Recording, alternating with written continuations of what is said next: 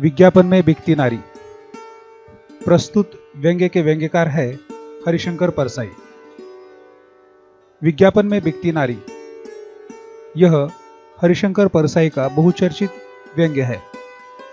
प्रस्तुत व्यंग्य में हरिशंकर परसाई ने आज के विज्ञापन के स्वरूप के बारे में अवगत कराया है। जिस प्रकार हर विज्ञापन में नारी का उपयोग किया जाता है या नारी को प्रस्तुत किया जाता है, आज के विज्ञापन दाताओं को विज्ञापन कोई भी हो, उस विज्ञापन में नारी का दिखना जरूरी माना गया है। शायद किसी प्रोडक्ट का विज्ञापन नारी के माध्यम से किया जाए तो इन बहुराष्ट्रीय कंपनियों को लगता है कि उसकी बिक्री बहुत अधिक मात्रा में हो जाएगी। कभी कभी जिस विज्ञापन से नारी का कोसों दूर संबंध नहीं रहता, वहां भी नारी को विज्ञापन में लिया जाता है। कभी कभी कुछ अजीब से विज्ञापन देखने को मिलते हैं, जैसे कि पंखे का विज्ञापन है और इसमें इस कंपनी ने अपने पंखे के विज्ञापन में पंखे के सामने एक स्त्री को रखा है। एक पंखे से उसकी साड़ी उड़ रही है और दूसरे से उसके केस। तो एक ही विज्ञापन में एक सुंदरी पंखे के फलक पर बैठी हुई है। व्यंग्यात्मक तरीके से हरिशंकर परसाई जी सोचते हैं कि कहीं किसी ने स्विच दबा दिया तो। एक पत्रिका ने अपनी पत्रिका का मुखपृष्ठ सजाने के लिए एक चित्र छापा था, जिसमें तीसरी मंजिल की खिड़की पर एक स्त्री पैर लटकाए बैठी है। व्यंग्यकार परेशान हो गए, जरा सा झोंकाए तो वह गिर पड़ेगी। रात को एकाएक नींद खुलने पर व्यंग्यकार सोचता है कि कहीं वह गिर तो नहीं पड़ी। जब अगला अंक छपकर आता है तो व्यंग्यकार पत्रिका के मुख पृष्ठ को देखता है तो वहां वह लड़की को उतर आई देख पाता है। पंखे वाला विज्ञापन देखकर व्यंग्यकार सोचते हैं कि पंखे के फलक पर बैठी स्त्री को उतारकर उसके घर पहुंचा दूं और उसे बता दूं कि बहन जी, इस तरह पंखे पर नहीं बैठा करते। पंखे तो बिक जाएंगे, लेकिन तुम इतनी जोखिम क्यों उठा रही हो। व्यंग्यकार कई प्रकार के विज्ञापन देखते हैं, लेकिन उनमें से किसी विज्ञापन के पंखे के सामने बैठकर हवा लेते हुए किसी पुरुष को नहीं देखा है। अब एक और विज्ञापन जिसमें स्त्री को दिखाया गया है, जैसे कि टूथपेस्ट का विज्ञापन। हर एक विज्ञापन में स्त्री अपने उजले दांत दिखाती है, जैसे कि ऐसा कोई मंजन बाजार में नहीं आया जिसमें पुरुष के दांत साफ हो जाए, या फिर ऐसा कि देश में आदमी अपना मुंह साफ करते ही नहीं। एक साइकिल के विज्ञापन में एक लड़के द्वारा एक साइकिल खरीदी जाती है। उसके पास ही एक लड़की खड़ी है और वह बड़े प्रेम से उसे देखकर मुस्कुरा रही है। शायद लड़का कोई दूसरी कंपनी की साइकिल खरीद लेता तो वह कहती, हटो, हम तुमसे नहीं बोलते। एक और सिगरेट का विज्ञापन है। उसमें एक लड़की अपने प्रेमी को एक खास सिगरेट पिलवा रही है और मुक्त भाव से उसकी ओर देख रही है। जैसे कि इस विज्ञापन में लड़की सोच रही है जैसे कि वह उसके रूप और गुण पर मुग्ध नहीं है, वह तो इसलिए उसे प्यार कर रही है कि वह किसी कंपनी का सिगरेट पीता है। एक और कपड़े के विज्ञापन में 4-5 सुंदर लड़कियां एक युवक की तरफ एकटक देख रही है, जैसे कि वह युवक पर मुग्ध हो चुकी है। जैसा कि वह युवक किसी अन्य मिल का कपड़ा पहने तो वह उसकी तरफ देखेगी भी नहीं। किसी ट्रक के टायर के विज्ञापन के लिए ही एक सुंदरी को लिया गया है। जैसे कि इस विज्ञापन में एक ट्रक खड़ा है। ट्रक के मालिक सरदार जी खड़े हैं। एक टायर रखा है और सुंदरी इशारा करके कह रही है कि वह टायर लगाओ। किसी दूसरे विज्ञापन में नारी ठीक है, लेकिन ट्रक का मामला खतरनाक है, क्योंकि ट्रक अमृतसर से मुंबई गेहूं लेकर जा रहा है। अगर किसी स्त्री के कहने से कोई रद्दी टायर लगवा ले और ट्रक बीच जंगल में फंस जाए तो सरदार जी का क्या होगा? इसकी जिम्मेदारी क्या वह स्त्री ले सकती है? कोई ऐसे भी प्रोडक्ट होते हैं जिसका उपयोग स्त्रियां करती है, लेकिन व्यंग्यकार कहते हैं कि उन्होंने ऐसा एक भी विज्ञापन नहीं देखा जिसमें पुरुष स्त्री से कह रहा है कि यह साड़ी या यह स्नो खरीद ले। इसका मतलब यही है कि विज्ञापन के क्षेत्र में सारी अर्थव्यवस्था पर नारी सौंदर्य ने कब्जा कर लिया है। व्यंग्यकार विज्ञापन में बिकती नारी के संदर्भ में कुछ निष्कर्ष निकालते हैं। जैसे कि इस व्यंग्य में व्यंग्यात्मक तरीके से बताया गया है कि सिर्फ कुरूप स्त्री भरोसे के लायक नहीं रही है। कोई सुंदर स्त्री पुरुष से लिपटे तो भ्रम में ना रहे कि वह आपसे प्रेम कर रही है। वह शायद रामप्रसाद मिल के सूट के कपड़े से लिपट रही है। प्रस्तुत व्यंग्य विज्ञापन में बिकती नारी में विज्ञापन के क्षेत्र में अनावश्यक तरीके से महत्व दिए जाने की ओर संकेत किया गया है। जिस विज्ञापन में नारी का कोई संबंध नहीं, वहां भी नारी का ही विज्ञापन के लिए प्रयोग किया जाता है।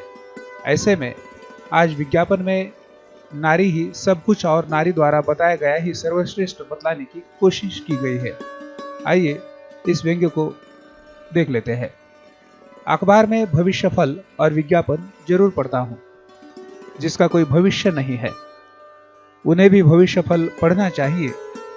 कभी कभी फल में से भविष्य निकल पड़ता है, जैसे आकाश में से राहत कार्य अधिकारियों के बंगले निकल पड़ते हैं।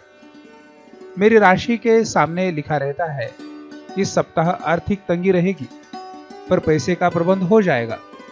मेरे और भारत सरकार के ग्रह एक से पढ़े, उसका भी यही स्थायी भविष्य फल है।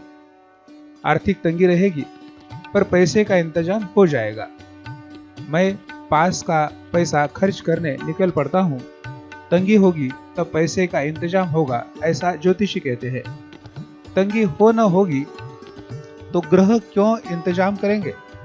भारत सरकार तंगी पैदा करती है तो ग्रह कहीं अमेरिका के, कहीं रूस के, कहीं विश्व बैंक के पीछे पड़कर जैसे पैसे का इंतजाम करवा देते हैं। उस दिन भविष्यफल पढ़ते ही मैं तंगी पैदा करने निकल पड़ा। पास में कुछ रुपए थे। ये अगर बने रहे तो ग्रह कहीं से पैसा नहीं दिलवाएंगे। मैंने तय किया एक पंखा खरीद कर तंगी पैदा कर ली जाए। मैंने अखबार में पंखों के विज्ञापन देखे। हर कंपनी के पंखे के सामने स्त्री है। एक पंखे से उसकी साड़ी उड़ रही है तो दूसरे से उसके केश। एक विज्ञापन में तो सुंदरी पंखे के फलक पर बैठी हुई है।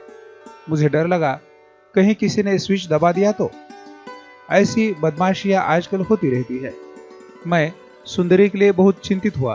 पिछले साल मेरा एक महीना ऐसी ही चिंता में कटा। एक पत्रिका ने मुखपृष्ठ सजाने के लिए चित्र छापा था। तीसरी मंजिल की खिड़की पर स्त्री पैर लटकाए बैठी है। मैं परेशान हो गया। जरा झोंका है तो गिर पड़ेगी।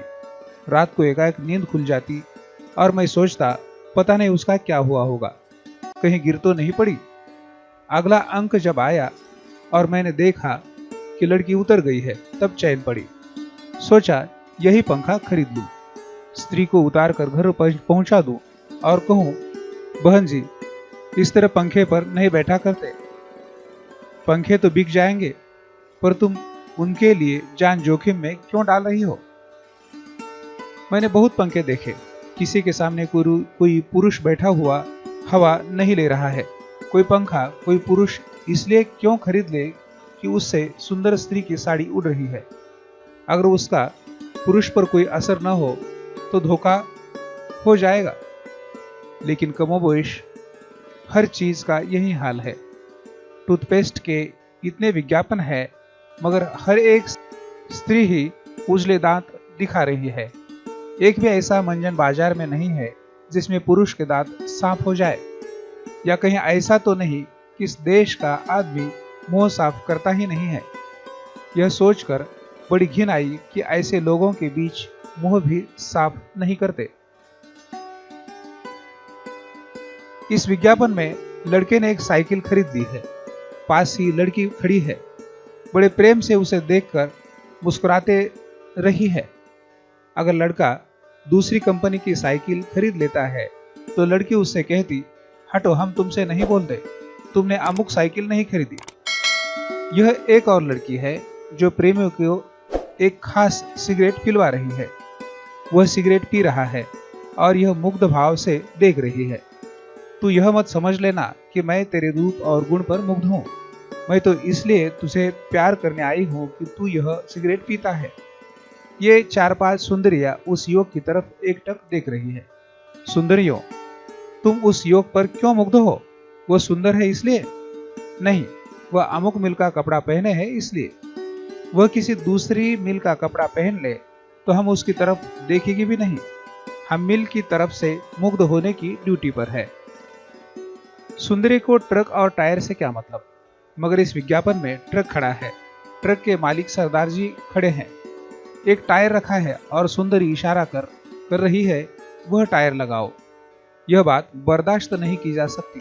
पेस्ट, कपड़ा, सिगरेट में दखल अंदाजी चल सकती है, मगर ट्रक का मामला खतरनाक है।